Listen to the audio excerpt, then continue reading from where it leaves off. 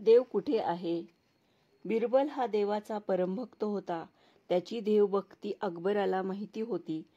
त्याने एकदा बिरबलाला विचारले, तू नेहमी देवदेव करतोस, तर तुझा देव कुठे आहे?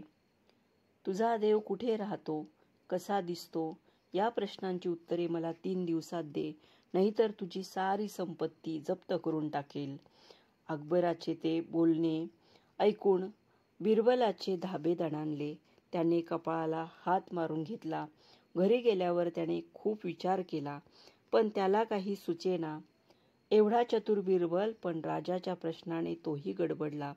बिरबलाच्या मुलाने आपल्या पित्याचा चिंताक्रांत चेहरा बघितला तेव्हा तो म्हणाला, बाबा, काय झाले? तेव्हा बिरबलाने त्याला सर्व घटना सांगितली. बिरबलाचा मुलगा म्हणाला, बाबा, मी उद्या राजाच्या प्रश्नांची उत्तरे देतो. दुसऱ्या दिवशी राजाच्या दरबारात बिरबलाचा मुलगा गेला. बिरबलाने सांगितले की माझा मुलगा तुमच्या प्रश्नांची उत्तरे देणार आहे. अकबर म्हणाला, दे उत्तर. त्यात बिरबलाचा मुलगा म्हणाला, आधी माझ्यासाठी दूध मागवा, नंतर उत्तर देतो. राजाने त्याच्यासाठी दूध मागवले.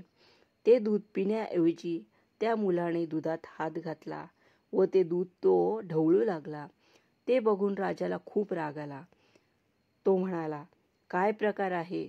दूध पीत का नाहीस? मी तूप शोधतो आहे. मुलगा म्हणाला, अरे, तूप असे कसे मिळेल? अकबर संतापून म्हणाला, महाराज.